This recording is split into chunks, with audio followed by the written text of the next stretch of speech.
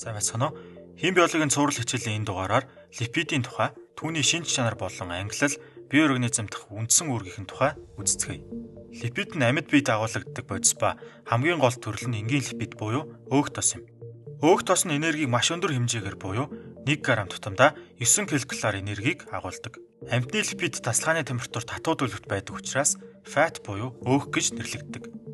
Харин ургамал байдаг липид нь шингэн төлөвт байдаг учраас ойл буюу тос гэж нэрлэгддэг. Жишээ нь бидний өдөр тутам хүнсэндээ эргэлдэг цөцгийн тос буюу маслал нь өөх гэдэг ангилалд ордог амьтны гаралтай хатуу липид юм.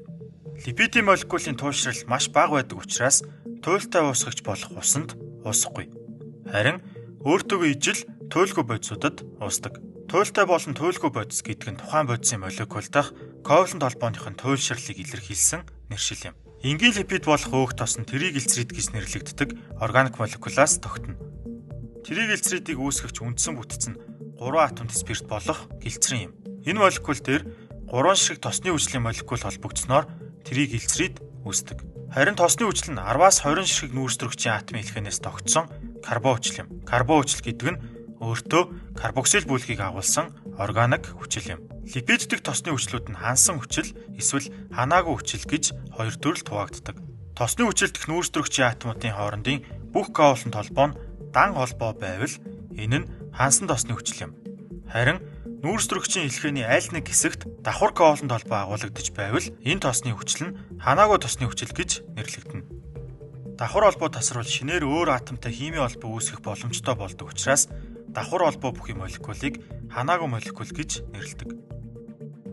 Хатуу төлөвтэй өөх нь шингэн тосыг бодвол найрлагандаа илүү их хэмжээний хансан тосны хүчил агуулдаг. Одоо ямар өөх тос илүү их хансан тосны хүчил агуулдаг вэ гэдгийг харцгаая. Зарим шингэн тос нь өөхнөөс илүү их хэмжээний хансан тос агуулдаг гэдэг нь графикаас харагдаж байна. Тиймээс тухайн үндэсний бүтээгдэхүүнд ямар төрлийн өөх тос агуулгадж байгааг сайтар анхаарах хэрэгтэй юм. Тухайн өөх тосны хүний биед хэрхэн шингэдэг, ямар нөлөө үзүүлдэг вэ гэдэг нь агуулж буй хансан ба ханаагүй тосны хүчлийнхээ найрлагаас мөн тэдгээрийн эслэх хувь, хийм шинж чанар, мөн цис транс хэлбэрийн молекулын бүтэц зэрэг олон хүчин зүйлээс хамаарна. Дараагийн дугаараар энэ тухай илүү дэлгэрэнгүй үздэцгээе.